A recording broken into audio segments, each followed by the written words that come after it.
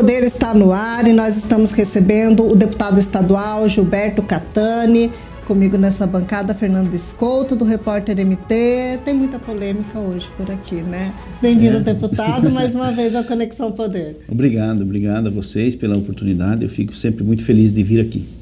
Pois é, vamos começar. A gente tem bastante assunto interessante para a nossa pauta de hoje, temos muita polêmica, como coloquei agora há pouco, mas eu acho que a gente tem que começar por um esclarecimento de duas questões aí que tiveram envolvimento do seu nome, tiveram algum desgaste, teve muita polêmica a respeito, que é com relação, primeiro, àquela declaração que o senhor fez relacionando ali gestação de mulheres e gestação de vacas. Isso deu uma polêmica danada, deu um desgaste danado para o senhor. O senhor chegou a passar pelo julgamento da Comissão de Ética. Inauguramos a Comissão de Ética, né? Inaugurou também a censura a um deputado na Assembleia, né? Foi o primeiro censurado. Foi. Perdeu ali a presidência da Comissão de Direitos Humanos. Sim. O senhor se arrependeu? O que o senhor tirou de tudo isso? Bom, primeiro nós temos que entender o que aconteceu, né? Para daí a gente saber se a gente deve se arrepender de uma coisa assim. Quando se fala de perder a Comissão de Direitos Humanos, foi assim, de uma maneira que eu fiquei até surpreso, né? Ninguém me falou nada, simplesmente me excluíram da comissão. O que eu falei, eu repito em qualquer lugar, sem problema nenhum. Eu estava ali defendendo a vida contra o aborto. Nós estávamos numa comissão, numa frente parlamentar, criada pelo deputado Cláudio Ferreira, em defesa da vida, né? Porque nós acreditamos que a vida começa na sua concepção. E baseado nessa premissa, eu disse que no meu sítio, quando uma vaca fecunda um óvulo de uma vaca pelo touro, ali dentro tem o quê? Eu fiz a pergunta à plateia e todo mundo respondeu, tem um bezerro, obviamente, não tem outra coisa, né? A partir do momento que ele fecundou, é um bezerro que tem ali. Da mesma maneira, o ser humano, quando uma mulher está grávida, a partir do momento que o óvulo foi fecundado, ali existe uma vida e precisa ser defendida. Foi isso que eu falei e isso eu repito em qualquer lugar, sem nenhum problema. E eu não tenho como me arrepender disso, porque isso é um princípio que eu creio e defendo em qualquer instância, né? Então, assim, e também não estou preocupado se houve ou não desgaste, né? Eu estou para defender esses princípios e valores. Quando você fala sobre a questão da Comissão de Ética, houve tanta coisa nessa casa, e eu acho que eu não preciso falar para os matogrossenses tudo que já aconteceu, né? E nunca um deputado foi julgado pela Comissão de Ética e teve uma punição como fizeram a mim, né? Então, assim, se esse é um preço que eu tenho que pagar por defender os valores que eu acredito, eu estou pronto para pagar, sem problemas. Sim, mas eu acho que o maior problema ali foi quando o senhor pediu desculpas às vacas, não foi, deputado? Na verdade, aquele vídeo eu fui molestado violentamente, não só eu, como toda a minha família nas redes sociais, e tentei levar para um lado que mostrasse um pouco de reverência na questão, justamente para... Mas só que o inimigo não dorme, né? Então eles pegaram aquilo ali e fizeram realmente um cavalo de batalha. Talvez não precisasse ter gravado esse vídeo, né? E também não postei nas minhas redes sociais, né? Eu quero deixar muito claro isso. Aquele vídeo não foi postado nas minhas redes sociais. Eu nunca publiquei aquele vídeo. Aquele vídeo foi tirado de dentro do meu gabinete por alguém que até hoje eu não sei quem é, entregado para o deputado Wilson Santos. Estou elogiando demais, né? O Wilson Santos, e o Wilson Santos que soltou nas redes, né? Não fui eu que soltei aquele vídeo. Sobre esse vídeo especificamente, o senhor acha que isso seria desnecessário, digamos assim? Eu creio que sim, não precisaria ter feito, mas não que isso possa mudar a origem das coisas, ou a origem dos fatos, né? Eu estava ali defendendo os valores que eu acredito e vou continuar defendendo enquanto estiver respirando. Mas a partir dali eu acho que o senhor já ficou mais atento com a questão das palavras, né? Sobre o que pode ser distorcido, o que pode ser usado contra o senhor. Exatamente, tudo é um aprendizado. Logicamente que a gente aprende muito, né? E isso para mim foi uma grande lição. Tá certo. Ainda outra polêmica relacionada às mulheres uma situação que teve aí com a vereadora Maísa Leão, né? A respeito da castração química, né? Ali ela estava tendo uma entrevista falando sobre isso e o senhor comentou alguma coisa ali e nisso ela chegou a vir a pedir uma cassação do senhor, o senhor também pediu cassação dela, depois ela chegou a dizer crime, né? no Repórter MT até que o senhor teria sido vitimista por ter pedido a cassação dela. Como é que ficou tudo isso? Porque o deputado Max Russi também comentou a respeito, descartou a questão da cassação, da sua cassação, sobre isso e ainda chegou a dizer que ela estava querendo lacrar politicamente. Como de fato, nada mais absurdo do que isso, né? Nós participamos de uma entrevista juntos. Na entrevista eu disse que o único ponto que eu discordava do Jair Bolsonaro é que Jair Bolsonaro tinha proposto uma lei para castração química de estupradores. E eu sou favorável que seja da maneira tradicional. Eu acho que uma pessoa que comete um crime desse tamanho, uma barbaridade dessa, ele não merece nenhum tipo de piedade. Eu acho que realmente tem que haver penas duríssimas para isso. E ela disse que a barbaridade era pensar nessa questão, né, que isso era uma barbárie, né, nas palavras dela. Eu recortei um pedaço do vídeo onde constava essa fala devido ao projeto de lei de Jair Bolsonaro e postei nas minhas redes sociais. E ela não gostou, né, de eu ter postado isso. E ela está por aí mentindo, dizendo que ela falou comigo para retirar. É mentira, ela nunca falou comigo. Ela mandou uma mensagem nas redes sociais. Ela mandou uma mensagem no vídeo, no Instagram, dizendo que estava se sentindo ameaçada e tudo mais.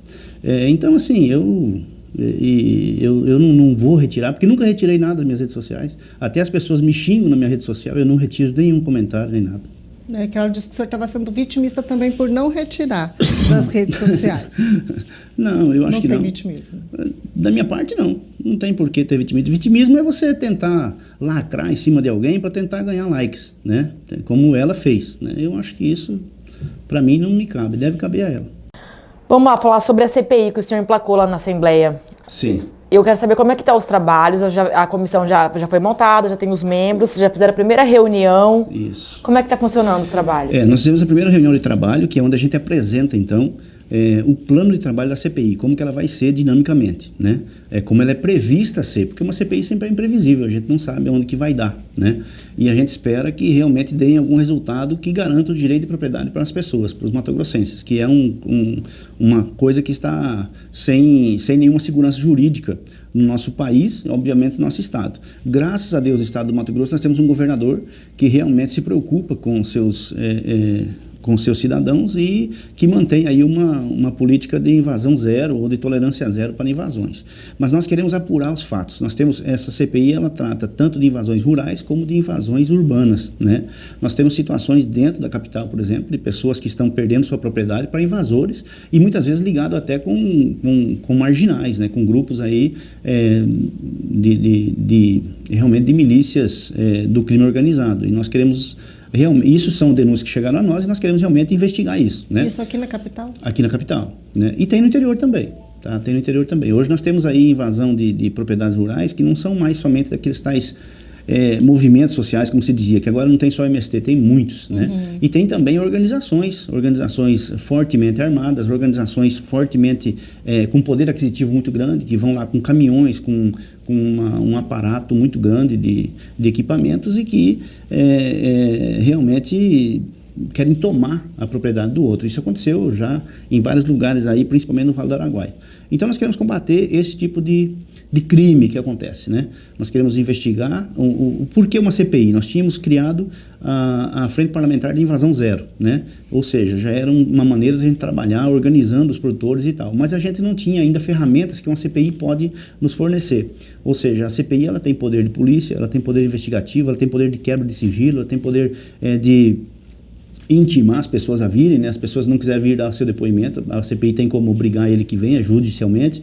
Então isso nos ajudará muito para que a gente possa dar uma resposta à sociedade. O senhor pode dizer aqui em Cuiabá onde é que teve invasão ligada à facção? Tem uma agora no contorno leste, né? Sei. Não sei, eu conheço... Aquela que já está meio famosa, né? Direto tem confronto ali, a polícia tenta Exatamente, retirar. Tem confronto direto, parece que teve mais uma ordem agora para reintegração de posse. Veja você, se existe... Ela tem ligação com criminosos. É isso que nós vamos verificar, né? Isso eu não posso dizer para você, né? Mas isso a gente vai verificar na denúncia, CPI. Digamos Denúncias assim. Existem várias, né? Mas falando dessa especificamente, veja você, já teve várias reintegrações de posse. Um juiz só dá uma reintegração de posse a uma propriedade se a pessoa tiver realmente direito real sobre aquela propriedade, né? Ou então é uma área devoluta e o governo pode pedir a reintegração de posse porque ele é proprietário legítimo daquela área, nas áreas devolutas, né? Seja do Estado, seja da União, né? Então, quando existe uma reintegração de posse, existe legitimidade de posse. É isso que nós queremos garantir ao brasileiro. O brasileiro tem que ter uma cultura diferente. Você não pode pensar que você mas a pessoa tem direito à terra. Sim, tem. Todos têm direito a buscar o seu espaço e a sua terra, seu lugar ao sol, mas dentro da legalidade. Você não pode achar que você pode tomar o que é do outro, né? Eu quero o meu direito em cima do seu. Isso não pode continuar acontecendo no nosso país, muito menos no nosso estado, e nós ficar olhando e não fazer nada. Então, por isso que nós resolvemos fazer a CPI. O senhor tem uma lista de quem vai ser chamado para Não, senhora. Eu não tenho essa lista porque... Não querendo passar a lista, né? Isso depende muito do que vai acontecer na CPI, né? E mesmo assim, eu acho até quando a gente tiver, eu não tenho de fato, né? Mas quando a gente tiver, eu acho que a gente vai trabalhar com muito sigilo para que a gente possa também preservar as pessoas. Eu tentei, mas... Eu lembro que a gente chegou aqui há tempos atrás a acompanhar a CPI dos combustíveis, né? E naquela época, os deputados colocaram, olha, as facções criminosas estão aí com postos de combustíveis, né? Na capital, no interior. E hoje a gente vê operações deflagradas com relação a isso, né? Então, a CPI, de alguma forma... colaborou para isso, né? Então, assim, as CPIs não viram pizza, nem sempre viram pizza, digamos assim. E eu não quero que virem. Por exemplo, nós fizemos a CPI do leite, né? A CPI do leite, ela foi uma CPI que ela não tinha um cunho de punir as pessoas, até porque nós estávamos tratando de produtores rurais e de indústrias.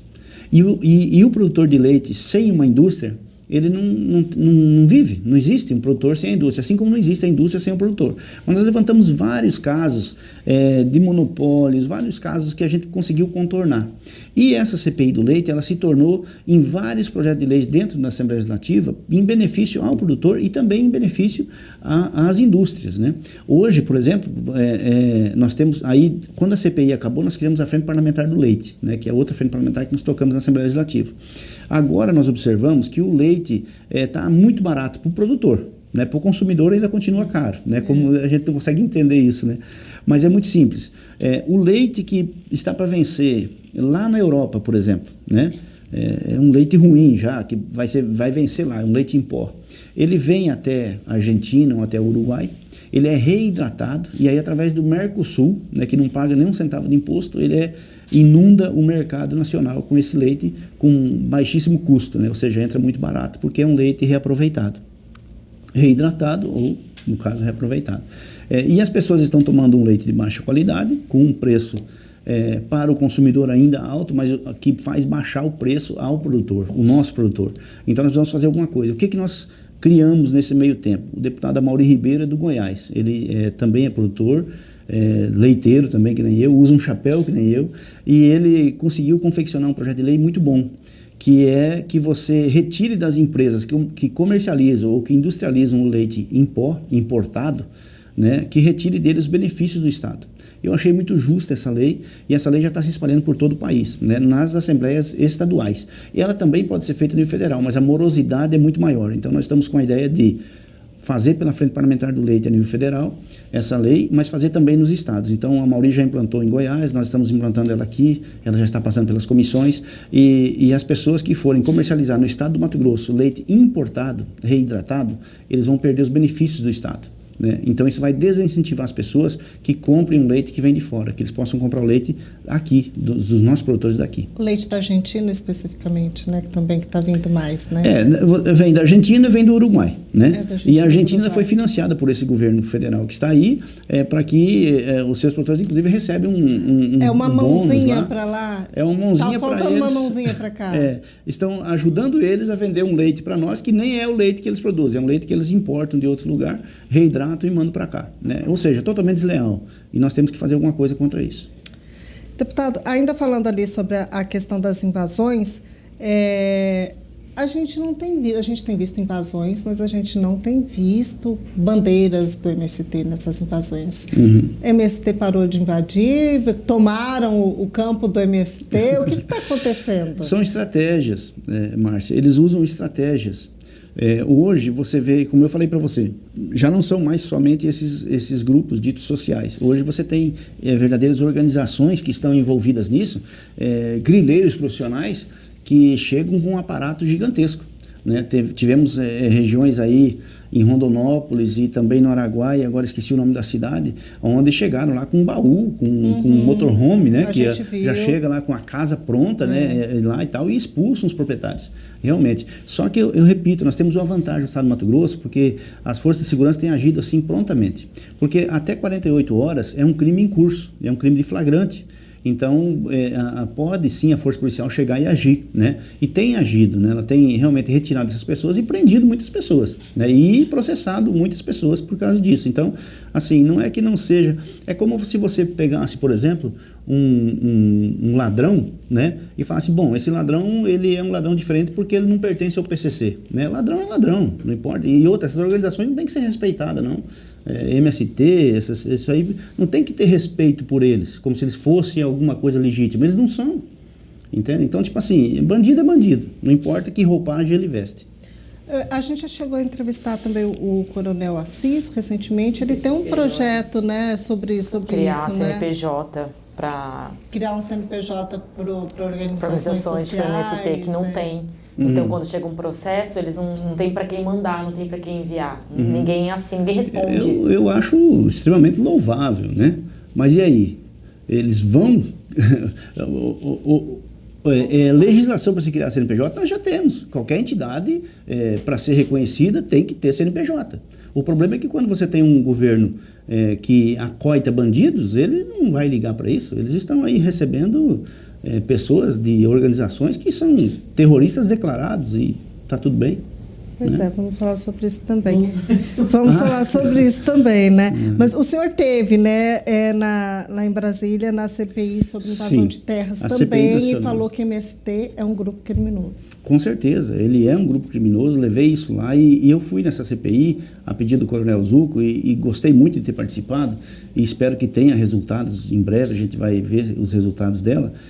Eu queria mostrar realmente isso. As pessoas, quando você fala em reforma agrária, eu moro no assentamento, eu moro até hoje e vou morar sempre lá, eu amo aquele lugar, não vou mudar de lá. Eu recebi meu lote, comprei meu lote do INCRA, porque o lote é comprado, a terra é comprada, né, em 1998, desde então estou lá. O que acontece? Quando se fala em reforma agrária, as pessoas pensam justamente nesses bandidos, eles pensam no MST e invasão de terra, e isso não é reforma agrária. A reforma agrária nunca se invadiu nada para que ela existisse de fato. Qualquer assentamento que eu conheço tem mais de 20 anos, ou seja, todos eles são lá do tempo dos militares, né? E no tempo dos militares realmente funcionava a verdadeira reforma agrária. Ela realmente funcionava. Por quê? Porque você comprava essa parcela do INCRA. O processo de assentamento, ele tem um rito regido por lei. A lei é da década de 60, é a lei da reforma agrária, você pode procurar em qualquer lugar aí. O primeiro passo é a desapropriação. Desapropriação não é tomar nada de ninguém, nem invadir nada de ninguém. Desapropriação é o governo comprar uma área de terra gigantesca e dividir essa área de terra em pequenas parcelas e vender essa área de terra a pequenos produtores. Inclusive, a gente assina um contrato para isso, né? E quando a gente assina esse contrato, nós temos lá um prazo de 10 anos que o governo vai nos dar o nosso título de propriedade. Do Fernando Henrique para cá, nunca mais isso foi cumprido. Todos os produtores cumpriram a sua parte, mas eles não receberam do governo a parte dele, do contrato. Então ficaram sem direito de propriedade. Uma vez que você não tem direito de propriedade, tudo se torna uma verdadeira favela, né? Por isso que a gente vê as favelas rurais aí, porque você sem direito de propriedade você não tem nada. Você trabalhou a vida toda, mas você não tem, não é seu, né? E é isso. Então, quando se fala em reforma agrária, as pessoas pensam no MST. O MST é o maior inimigo que a reforma agrária tem. Porque a lei da reforma agrária também diz, no seu artigo 2º, na cláusula 6ª, que qualquer área que estiver invadida não serve para fins de reforma agrária. Então, qualquer pessoa que invade uma propriedade, ele está indo contra a lei da reforma agrária. O maior inimigo que a reforma agrária tem é o próprio MST, né? E eu fui nessa CPI para mostrar esse lado, né? E acho que eu consegui mostrar. Né? Consegui, até porque os petistas que tinham lá ficaram bravos comigo, então acho que eu cumpri meu papel. Né? Por que será? Os defensores do bandido que estavam lá estavam muito incomodados com a minha presença. Você conseguiu incomodar lá também. Aqui Piveta veio da reforma agrária, né? Piveta construiu o patrimônio ali a partir da reforma agrária. Lucas do Rio Verde, uma das cidades mais pujantes do país. Fávaro também? Fávaro só que o Fávaro chegou depois já, né? Chegou depois do processo da própria reforma agrária. Na verdade, eu desconheço, não quero que seja injusto também. Especificamente como foi, né? Mas eu sei que ele chegou um pouquinho depois. Mas quando eu cheguei em Lucas do Rio Verde, eu era um menino. E lembro que o Otaviano chegou lá e foi parceleiro do INCRA. Né? Lucas do Rio Verde hoje é uma das cidades com o maior IDH do país. Né? Uma das melhores cidades para se viver em todo o Brasil. E era um assentamento da reforma agrária, era um assentamento que nem o meu, né? Só que como ainda era no tempo dos militares, repito, eles entregaram o título de propriedade.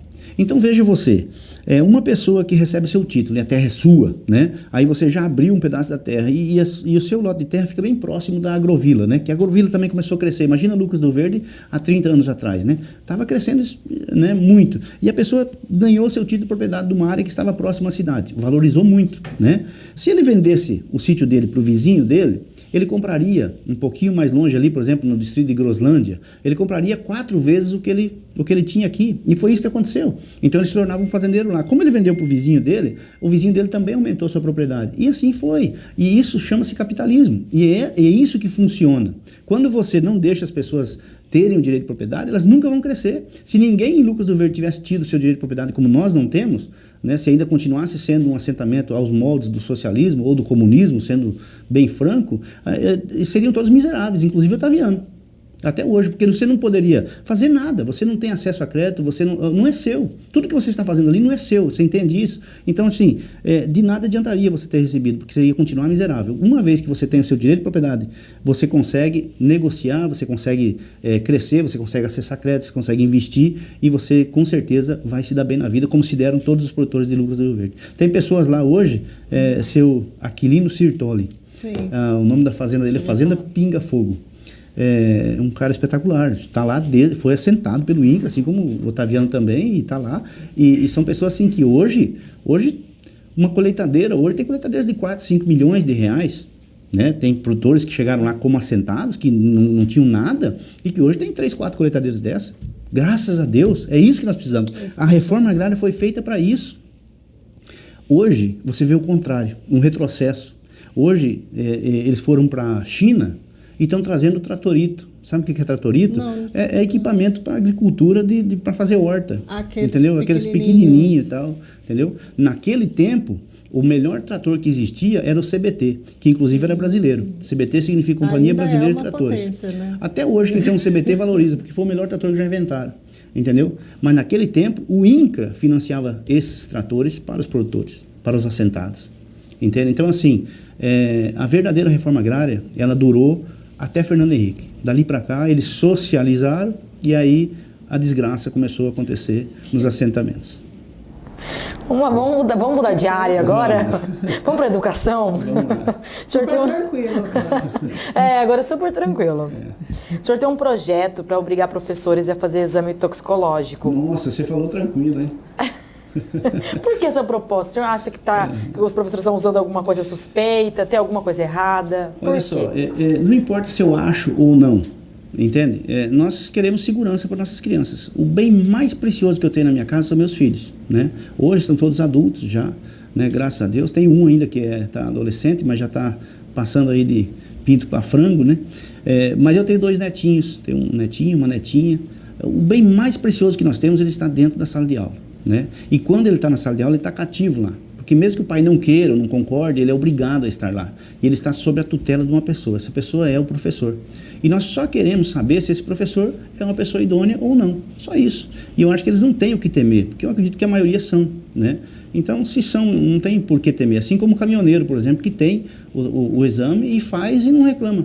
Como está a tramitação do projeto? Esse projeto ainda não foi apreciado, ele está nas comissões ainda, né? Não foi a plenário ainda. E qual que é a sua expectativa quando for a plenário? O que vai acontecer? Eu espero que mais pessoas pensem como eu lá na Assembleia e que votem favoráveis. Mas você acha que vai ter embate ali? Eu acho que sim, esse pessoal não vai muito com a minha cara, eu acho que eles vão... acho que o Sintep, esse pessoal, eles não gostam muito de mim, não entendem desse jeito, né? Eles acham que o professor pode entrar numa sala de aula e fazer o que bem entende, né? Eu penso diferente, eu acho que os nossos filhos, eles estão na sala de aula para aprender matemática, geografia, aritmética, enfim, aquilo que é vantajoso para a vida futura deles, né? E essas decisões de valores, de família, eles têm que aprender em casa.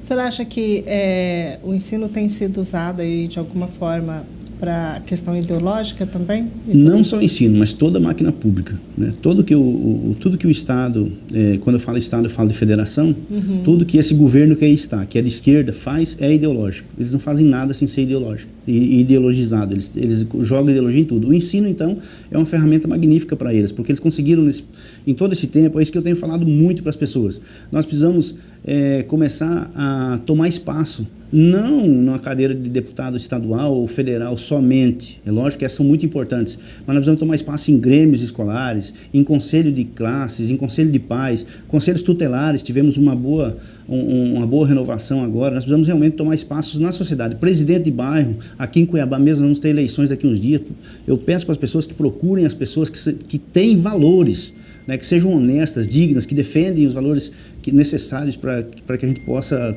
ser realmente...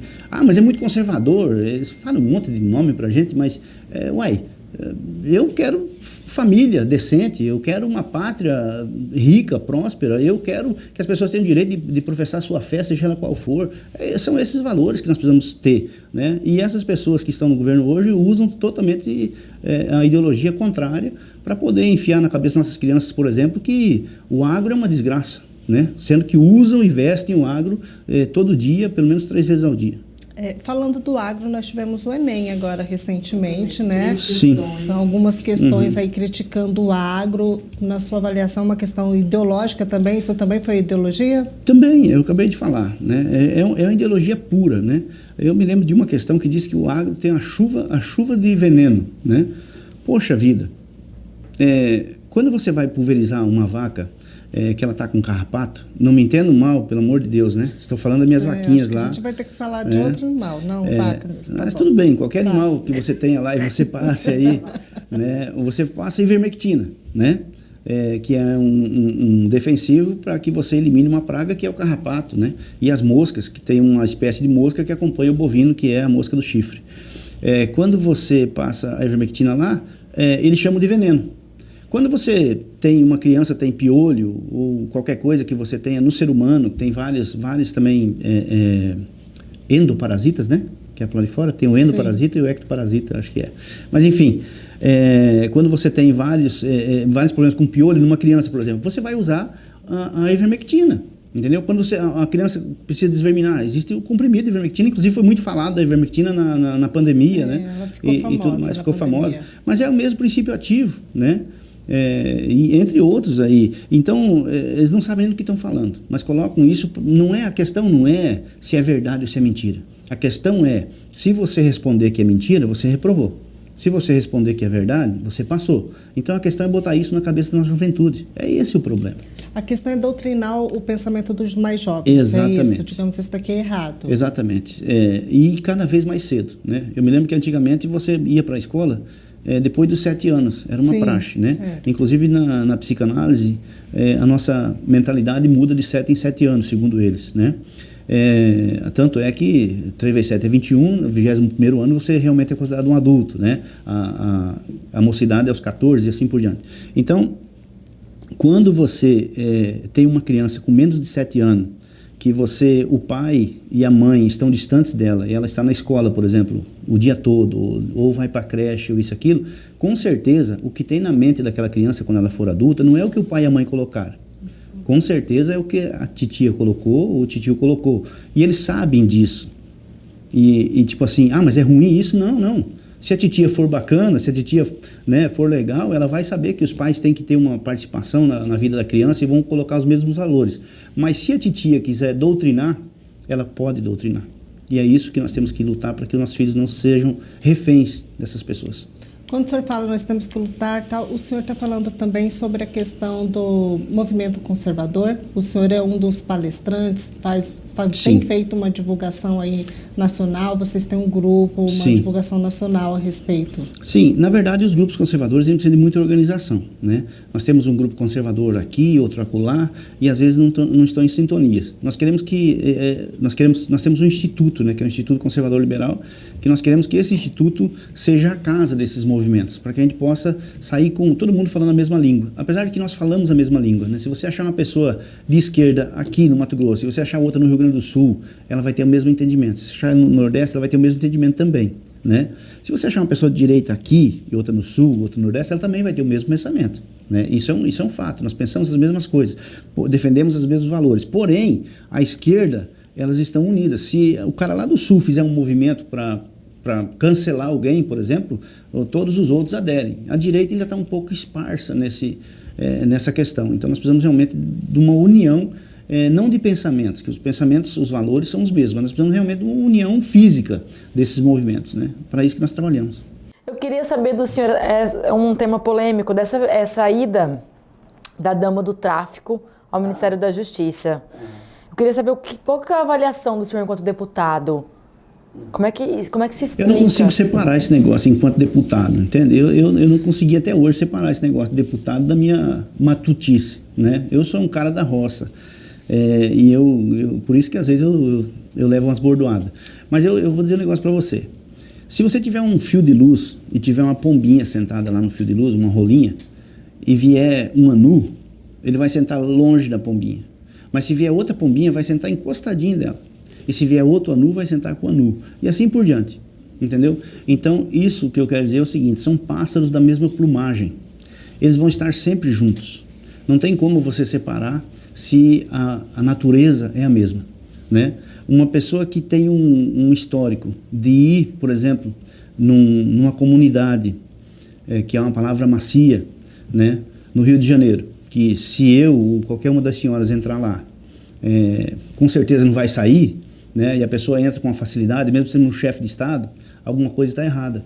Um presidente, candidato a presidente, que entra também numa comunidade daquela, sem desprezar as pessoas da comunidade, eu não estou desprezando as pessoas, eu sei que tem muitas pessoas boas lá, já morei no Rio de Janeiro, inclusive, né? E por isso sei como funciona, né? E usa um boné que representa, sim, a violência daquele local, né, e faz a campanha ostentando isso, que é o boné do CPX, que todo mundo sabe disso, né, e se ele pegar esse mesmo boné e entrar em outra comunidade, que é uma rivalidade da diretoria de lá, entende? Ele com certeza não sairia lá também com esse boné.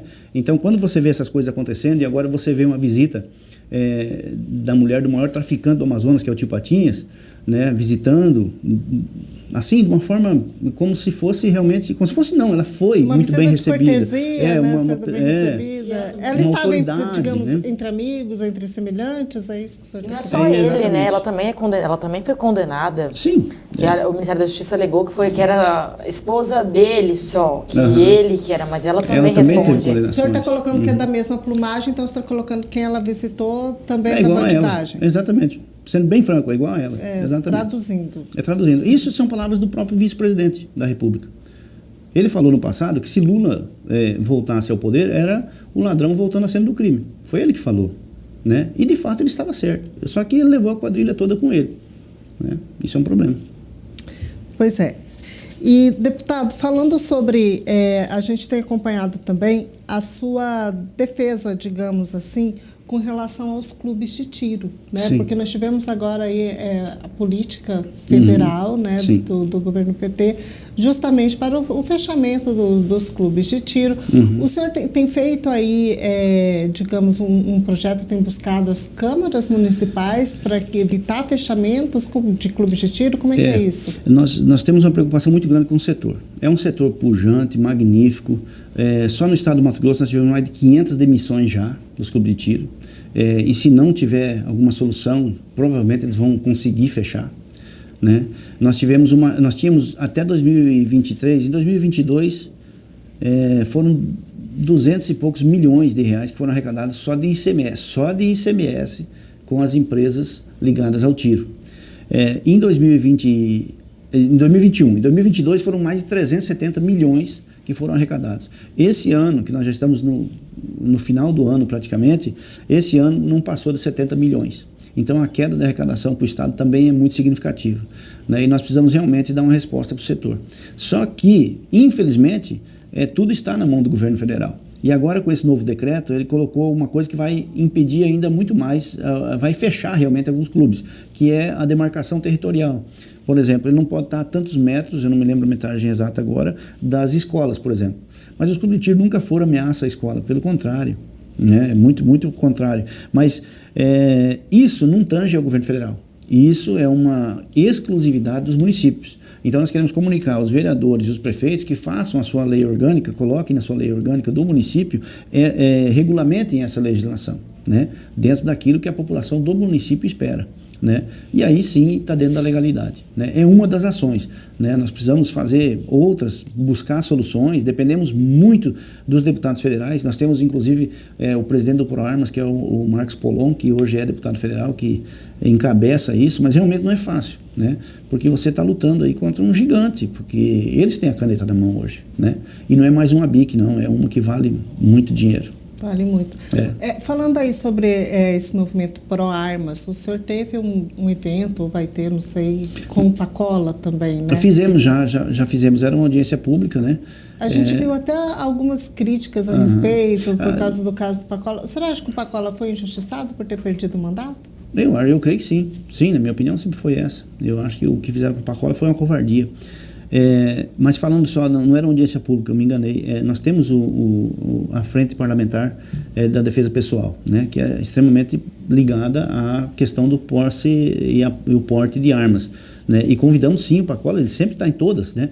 Aí eu acho que a mídia de certo não tinha visto ainda, mas agora viu, né, que ele estaria lá, e aí saiu em todos os jornais que nós estávamos convidando, e aí eles não falam, não tem nem respeito pelo Pacola. A questão do evento é sobre a defesa pessoal. Defesa pessoal. E a questão do Pacola, o Pacola já deu vários cursos sobre isso, né, mas a questão do Pacola é porque justamente ele teve aquela ação em que acabou matando ali aquele e o Pacola o Pacola tem uma empresa de clube de tiro, ele tem uma empresa de venda de armamentos e tudo mais, né?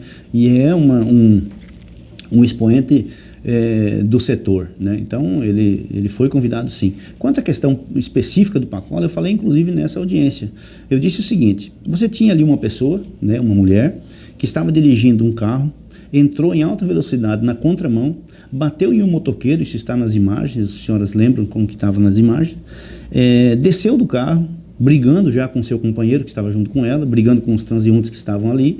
O rapaz desceu também, também brigou com os transeuntes que estavam ali, puxou a sua pistola, né, tirou a sua pistola para fora, ergueu a pistola para cima, a mulher dele foi para o outro lado da rua, ele foi atrás dela com a pistola na mão. Aí chega um tenente-coronel, né, da Polícia Militar, porque ele nunca vai deixar de sê-lo, né, e vê aquela situação e elimina uma ameaça, né? No meu entendimento é isso que aconteceu. Quem estava ameaçando a sociedade era uma pessoa que estava com uma arma indo para a direção inclusive de uma mulher. Você acha que ele agiu certo então naquele momento? Eu tenho certeza disso, né? O que foi passado para a sociedade? Que a ameaça era o Pacola, entende? E isso culminou na Câmara de Vereadores, onde caçaram ele. Então, na sua avaliação, o que ocorreu não descredencia ele com relação a essa palestra, essa orientação como capacitadora aí de defesa pessoal? De forma nenhuma. O policial, ele tem... Imagina você ter 2 segundos para decidir se você vai morrer ou se você vai se defender, né? A pessoa já está com a pistola na mão, ela está com a pistola erguida, ela está na rua com a pistola, né? Se ele se virar e atirar em você, você simplesmente morre, né? Então assim, o Pacola teve muito pouco tempo, como qualquer outro policial, tem muito pouco tempo para realmente impedir as ameaças que rondam a nossa sociedade. Então eles teriam inclusive que ter o excludente de ilicitude, que muito se luta para ter, para o policial, e nós não temos, né? Não temos no nosso país. Infelizmente, o policial é tratado como bandido e muitas vezes o bandido é tratado como herói. Eu não quero nem ter que defender, nem morrer. Não, ninguém quer. Eu nem sei atirar. Deixa eu falar um negócio para vocês. Ninguém quer. Uma situação como essa, nenhum ser humano quer passar. Sim, claro. Ninguém quer uma situação dessa de você ter que escolher entre matar ou morrer. Ninguém quer. Só que às vezes, sei lá, o destino, eu acho, né? O que ele estava fazendo ali naquela hora, naquele local, entende? Tipo assim, não sei. Às vezes a situação te coloca, né? Você se vê numa situação que você tem que agir. E ele, como policial, tinha que agir exatamente daquela maneira. Ainda sobre armas, o senhor tem uma proposta que autoriza o porte de armas para as mulheres que têm medida protetiva. Sim. Essa proposta não vai funcionar para todas, até porque uma arma, ela custa caro, né? Difícil até para fazer a compra, enfim. E também não é todo mundo que sabe atirar. Eu queria que o senhor falasse mais sobre essa questão do projeto. Primeiro, ela não é para dar porte de arma para a mulher. Ela é para reconhecer a efetiva necessidade. A nossa legislação, apesar de não... fizeram um plebiscito, se não me engano foi em 95 ou 85, 95, acho que foi o plebiscito das armas. Acho que foi por aí. Década de 90. 95 então. Fizeram um plebiscito pedindo à população brasileira se queriam que desarmasse a população ou não. A população optou por não. A população optou por ter o direito de posse de arma. Mesmo assim, o governo, na época, que é o mesmo que está aí hoje, tirou esse direito da população.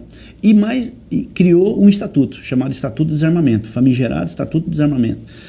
Mas esse Estatuto de Desarmamento diz que se uma pessoa, uma classe de pessoas, tiver a efetiva necessidade reconhecida, e isso é feito a nível estadual, por isso nós temos legalidade para fazer, ela pode buscar depois o seu porte de arma, né? Então, o que nós estamos fazendo? Nós estamos propondo que a mulher com medida protetiva tenha a efetiva necessidade de uma arma reconhecida, né? Feito isso, qualquer mulher que quiser, ela vai poder ir atrás da legislação e aí ela vai buscar sua posse de arma e depois o seu porte de arma dentro da legislação.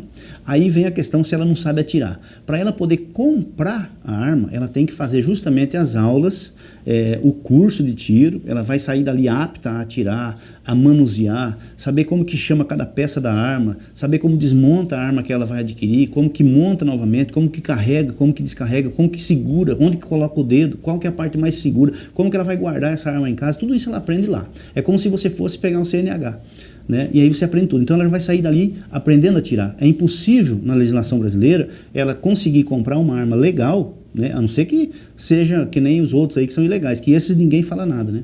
Mas uma arma legal ela só consegue comprar se ela passar por todo esse processo. Então, ela passando por esse processo, ela vai saber atirar. Esse é o primeiro ponto. Quanto a se preocupar se ela pode comprar ou não, se é para todas ou não, eu digo para você que nenhuma lei é para todo mundo. Nenhum benefício é para todo mundo. Por exemplo, todas as mulheres conseguem ter um carro? Todas as mulheres conseguem ter um celular? Todas as mulheres conseguem o bem de consumo que ela almeja? Não, nem os homens, nem ninguém. Alguns conseguem, outros não. Nós não podemos criar um projeto de lei pensando que vamos beneficiar todos, né? Nós pensamos em beneficiar a maioria, porque eu garanto para você que a maioria consegue. Certo, entendi. O senhor disse, eu acho que numa recente entrevista, que uma arma funcionaria mais do que o botão do pânico. Com certeza. Com certeza. Com certeza. E eu tenho certeza disso, que é só você parar e pensar um pouquinho. Se você... Deus nos livre, né? Mas se um dia você tiver numa situação que alguém quer tirar a sua vida como mulher, né? E essa pessoa, os feminicídios acontecem 90%, e eu estou sendo bem generoso, pelos próprios companheiros, né? Muitas vezes, né? Então, a pessoa sabe onde você mora, sabe como que entra na sua casa, conhece cada canto dela, porque viveu lá nessa casa também. Essa pessoa conhece seus pais, seus familiares, tudo. E você sabe que ele é violento e que ele quer te matar, né? Quando você perceber, esse cara já está na porta da sua casa, né? Com medida protetiva, como é que fala que ele não pode chegar perto? A própria medida protetiva, né? Ele não pode chegar até uma certa distância, mas ele já está ali, né? Já está apitando lá na delegacia, se ele tiver tornozeleira, você já apertou o botão do pânico, já está lá, já estão filmando você e tudo, mas ele está ali na sua frente. O que você prefere ter no momento ali? Nada? Não, então ele vai. Seja comigo. Não, mas isso você pode preferir, mas ele vai estar. Se ele estiver lá e você não tiver nada, você simplesmente morre, porque ele vai agredir você. Agora, se você estiver lá capacitada a usar um armamento, que talvez ele tenha também, você tem a chance de sobreviver e eliminar a ameaça que está te ameaçando. É nisso que eu me refiro. É essa questão que faz com que realmente ela seja muito mais efetiva do que qualquer outra situação. Entendeu? E deixo muito claro mais uma vez, é para aquelas que querem. Porque a diferença da direita e a esquerda é essa. Por exemplo, uma pessoa de direita que não gosta de arma, ela simplesmente não vai ter a arma, ela simplesmente não compra a arma. Agora, uma pessoa de esquerda que quer seguir uma ideologia, ela quer que você siga também, entendeu? Ela quer fazer daquilo, ela não quer que ninguém tenha. Ela não gosta de arma, então ninguém pode ter arma, entendeu? A da direita não. Se ela não quer, ela não vai ter e pronto. E se ela quiser, ela tem o direito de ter. Deputado, falando sobre outro tipo de ameaça, a questão do marco temporal. Certo. Então, como que fica essa questão? Qual que é a expectativa que se tem diante dessa votação, esses vetos? Que tipo de ameaça que está sofrendo aí não só o produtor, mas todo mundo. O país como um todo, né? Veja, usam uma falácia tão grande de dívida histórica, e isso e aquilo e tal. Se você for olhar em todas as civilizações mundiais, todas elas, sem exceção, todas elas vieram de guerras, de domínios e tudo mais, né? O Brasil, lógico, quando se descobriu o Brasil foi descoberto em 1500 e aqui existia já uma população massiva de pessoas que moravam aqui, né? E os portugueses chegaram aqui e foram aceitos aqui e começaram a colonizar aqui e tudo bem, né? Hoje, através dessa falácia de que se deve alguma coisa a alguém e tal, não fomos nós, não foi eu, não foi você, não foi nenhuma de vocês que tomou a terra do indígena ou que matou o indígena ou fez qualquer coisa, né? Hoje nós somos brasileiros natos, nós nascemos aqui já de 3ª e 4ª geração, 5ª, 6ª, 7ª, 10ª geração, nós estamos aqui, nós vivemos aqui, né? Quando se fala do marco temporal, ele foi criado justamente para dizer o seguinte: olha, nós já temos um número X de áreas que já são demarcadas para os indígenas. Nós temos um número X de indígenas, né? E pronto, daqui para frente não se demarca mais. Até porque o indígena, quando se fala assim, o indígena dos Parecis, eles têm 1.900.000 hectares. É mentira. Eles não têm 1 centímetro de área, porque aquela área pertence ao governo federal. Eles mentem e enganam o próprio indígena. E isso é racismo. Porque o indígena está ali, ele não pode produzir. Eles estão produzindo lá 19.000 hectares, né? Vai dar 1% da área deles. Eles estão produzindo 19.000 hectares, não conseguem vender, porque está tudo embargado. O governo que está aí não deixa eles comercializar, não querem que eles vendam, não querem que eles cresçam e não querem que eles mecanizem o chão. Por quê? Por que o governo pode dizer para eles que eles não podem mecanizar? Porque a terra, na verdade, pertence ao Estado, pertence ao governo. Então, a terra que dizem que é para os indígenas não é para eles. É tudo mentira, tudo falácia, né? Quando se fala do marco temporal, o prejuízo que ele vai trazer para a nação brasileira é simplesmente você pegar o que você tem hoje de agricultura, mais de 50% do que você tem hoje, e tornar ele improdutivo. Só isso não vai beneficiar ninguém. Basta você ver, por exemplo, a raposa Serra do Sol. Aqui nós temos o Suyamiçu, que foi tirado aí de produtores. Tinha uma cidade lá, chamado Poço da Mata, foi tirado de lá e hoje está lá sem produção. E os índios também não estão aproveitando e nem podem aproveitar. Teve um cacique lá que arrendou, então. Tinha uma pastagem pronta, com cerca, com tudo. Ele pegou e arrendou e todo mundo estava ganhando dinheiro na aldeia, né? Ele distribuía com todos lá e era um dinheirão danado que ele ganhava lá com o arrendamento. Foi para cadeia. Foi para cadeia. Se ele fosse branco e fosse numa fazenda de um branco, não tinha problema. Entende? E ninguém fala nada. Mas lá tinha ONG trabalhando também. As ONGs estão em todos os lugares onde esse pessoal está. São elas que articulam tudo.